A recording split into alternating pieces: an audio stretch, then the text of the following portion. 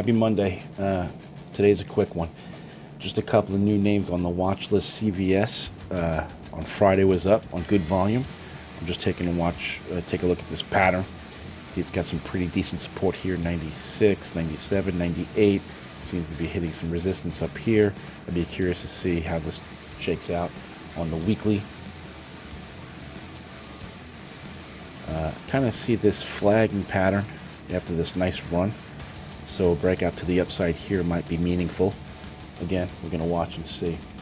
EPAM, this one sold off really hard. This does a lot of business in Ukraine and Russia.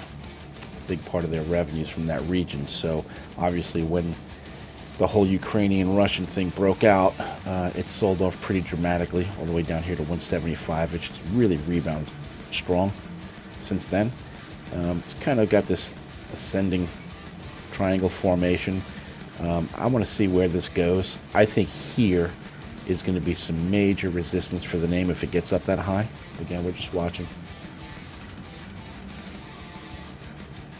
This is it on the weekly.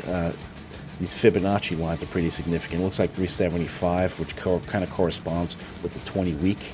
Right here, this 375, 390 range, 380 range. Could be a lot of resistance in that area, so we'll take a look. Keep watching. Last one is Home Depot. Home Depot was up on decent volume on Friday. Not really breaking out here. If anything, I'm looking at a lot of resistance here, but just because it came up on the screen, I want to keep a lookout. And on the weekly, this here level, this 340 level, seems like a lot of resistance. I don't like the way these two moving averages on the weekly basis are sloping downward. Looks like they're going to cross soon, so maybe Home Depot comes up, retest this range, maybe play to the downside at that point. I'm not sure. We'll see when we get there. Just one quick trade. Today I put on Pilgrim's Pride. I did a call spread. Stock came up. It's bouncing off of this here resistance around 27 or so. I think this area here between the two red lines is going to be huge resistance. So I'm betting that it's going to stay below 28.18 by May 20th. That's the ones I wrote. So you can see it right here. I wrote, I sold 20 May 20 calls, 28 strike price for 71 cents. And then I bought 20 May 20, 29 calls for 53.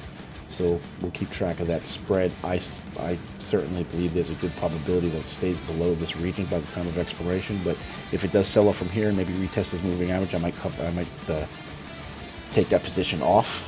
According to this, about a 66% probability of this trade working out. One last thing. I do have the Twitter on. So I did this expiring this Friday. I was banking on Twitter closing below this 56.12 level. This looks like an exhaustion gap.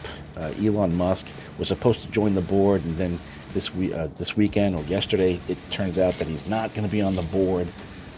Tricky there, only because there's a lot of speculation. When you go on the board, you can only take so much of the stock. I think he bought like 9% of the company, and if he goes on the board, I think he's only allowed to have like 14.9% ownership. So if he is looking to actually take over this company or to buy it out, that would mean he wouldn't be able to be on the board, right? So maybe there's some play here. He came up with a lot of ideas on how to improve Twitter. So I'm probably going to let this expire. We'll see if it comes down before Friday and test this moving average, and we start to see some strength. Maybe I'll close out the position early, but kind of thinking this is going to be money in the bank for me.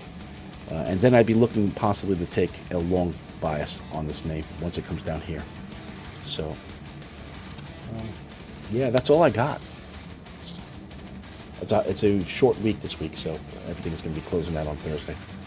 All right, thanks. I'll see you later.